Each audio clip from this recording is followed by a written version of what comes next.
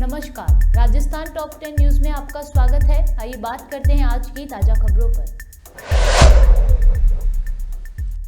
पश्चिमी राजस्थान उद्योग हस्तशिल्प उत्सव 2024 में शिरकत करने पहुंचे कैबिनेट मंत्री राज्यवर्धन सिंह राठौड़ का जोधपुर के सर्किट हाउस में कार्यकर्ताओं और पदाधिकारियों ने स्वागत किया। इस दौरान पत्रकारों से बात करते हुए राज्यवर्धन ने कहा कि राजस्थान में हम लक्ष्य रखकर इन्वेस्ट को लेकर काम कर रहे हैं।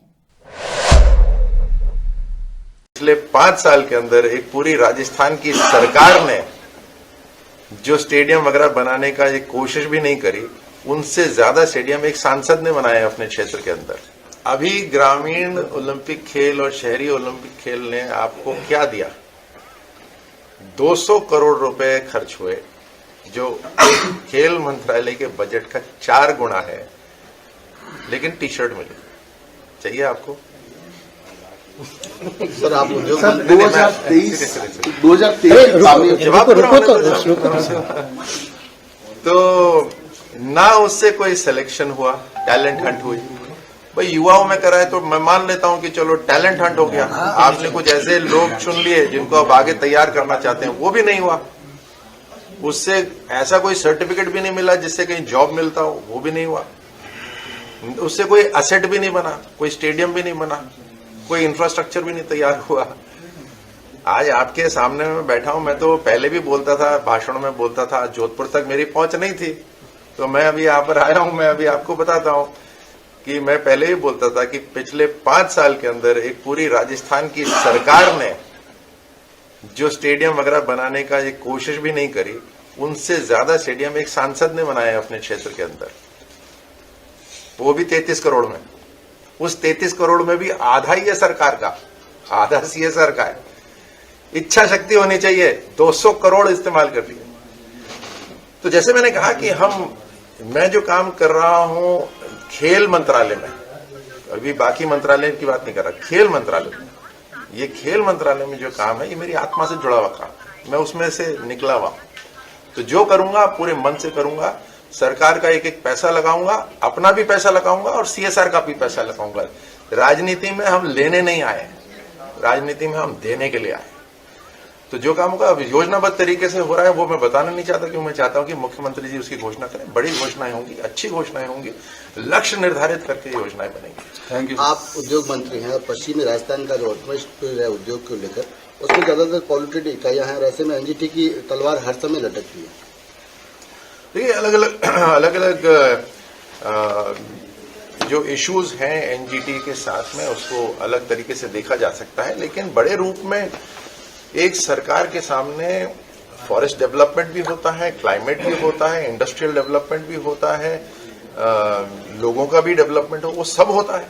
अब अगर हमने लक्ष्य रखा है कि हम 2047 तक विकसित राष्ट्र बनेंगे, तो हमें इन सबको मिला जुलाकर ऐसे कदम उठाने हैं जिससे ये सब बैलेंस होकर आगे चलते रहे। तो जहां जरूरत पड़ेगी वहां सरकार इंटरवेन करेगी। गजेंद्र सिंह शेखावत ने पूरे आत्मविश्वास के साथ कहा कि हमें इस बात का भरोसा है कि हम लौटकर फिर से सरकार में आने वाले हैं। ईआरसीपी पर विपक्ष के सवाल उठाने पर उन्होंने कहा कि विपक्ष का काम सवाल उठाना है। मेरा इतना प्रश्न है कि 5 साल तक वो सरकार में थे, तब उन्होंने इसे लटकाने, अटकाने और भटकाने के कितने प्रयास किए थे। पहले जनता को ये स्पष्ट करना चाहिए। ईआरसीपी को लेकर पिछली एमपी सरकार की आपत्तियां सुप्रीम कोर्ट ने निरस्त कर दी है। अब पार्वती काली सिंध चंबल लिंक परियोजना के पिछली 28 जनवरी को दिल्ली में राजस्थान, मध्य प्रदेश व केंद्र सरकार के बीच हुए एमओयू को लागू करने का मार्ग प्रशस्त माना जा रहा है। सरकार बदलने के साथ ही राजस्थान की ब्यूरोक्रेसी में भी लगातार बदलाव हो रहे हैं।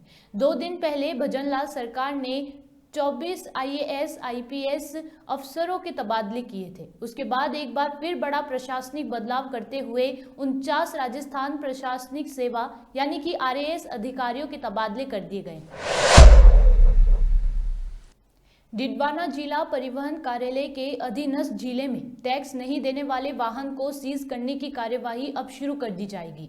डीटीओ डॉक्टर मक्खन लाल जांगिर ने बताया कि 2023 से 2024 के शेष रहे 2 महीने में बिना टैक्स चुकाए परिवहन करने वाले वाहनों के खिलाफ सख्ती बरतते हुए उनकी आरसी को निलंबन किया जाएगा।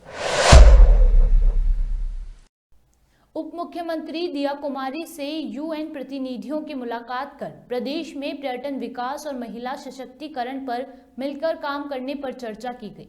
उप मुख्यमंत्री तथा पर्यटन और महिला एवं बाल विकास मंत्री दिया कुमारी ने यूएन प्रतिनिधियों से सचिवालय स्थित उनके कक्ष में मुलाकात की। राजस्थान में पर्यटन के विकास की संभावनाओं, महिला सशक्तिकरण, एनीमिया की रोकथाम, लिंग भेद उन्मूलन तथा बालिका शिक्षा को बढ़ावा देकर उन्हें आत्मनिर्भर बनाने के लिए जैसे बिंदुओं पर चर्चा की गई। अजमेर में एक पिता ने इंसानियत की सारी हदें पार कर दी। उसने अपने 2 कलेजे के टुकड़ों को पिछले 3 दिनों से रस्सी से बांधकर लटकाए रखा। इस दौरान उसे खाना भी नहीं दिया। बताया जाता है कि दोनों मासूमों को गर्म पानी, गर्म सब्जी और गर्म लोहे की छड़े से झुलसाया भी गया है। इस मामले का खुलासा तब हुआ जब कांग्रेस की 2 महिला पार्षद बीना टांक और हितेश्वरी को इस मामले की सूचना पड़ोसियों द्वारा दी गई और वो तुरंत मौके पर पहुंच गई। कोरोना वायरस दुनिया भर में तबाही मचाने के बाद अभी भी पीछा नहीं छोड़ रहा है। वहीं मौसम बदलने के साथ देश में कई जगह कोरोना वायरस अपने पैर पसार रहा है। इस बीच राजस्थान के पूर्व मुख्यमंत्री अशोक गहलोत भी कोरोना वायरस की चपेट में आ गए हैं। इसके अलावा स्वाइन फ्लू ने भी उन्हें अपना शिकार बना लिया है। पूर्व सीएम ने सोशल मीडिया पर इसकी जानकारी दी। हवामहल विधायक बालमुकुंद आचार्य ने शहर के पब्लिक ट्रांसपोर्ट का जायजा लिया। विधायक ने मेट्रो और लो फ्लोर बसों में सफर किया। बालमुकुंद आचार्य सुबह बड़ी चौपड़ मेट्रो स्टेशन पर पहुंचे। यहां पर शौचालय नहीं होने की वजह से विधायक को व्यापारियों ने घेर लिया। मौके पर विधायक ने मेट्रो के अधिकारियों को बुलाया और शौचालय बनाने के निर्देश दिए। विधायक ने बड़ी चौपड़ से चांदपोल के बीच मेट्रो में सफर किया। राजस्थान के कोटा में 19 वर्षीय नीट छात्रा द्वारा आत्महत्या करने के कुछ दिन बाद पहली बार कोटा जिला प्रशासन एक्शन मोड में दिखा। प्रशासन ने राजस्थान सरकार की रेगुलेटरी गाइडलाइंस के तहत अपने पहले एक्शन में पंखों के एंटी सुसाइड डिवाइस नहीं लगाने पर उसके हॉस्टल को अस्थायी रूप से सीज कर दिया है। राजस्थान टॉप 10 न्यूज में आज के लिए सिर्फ इतना ही। देखते रहिए पॉपुलर टीवी। धन्यवाद।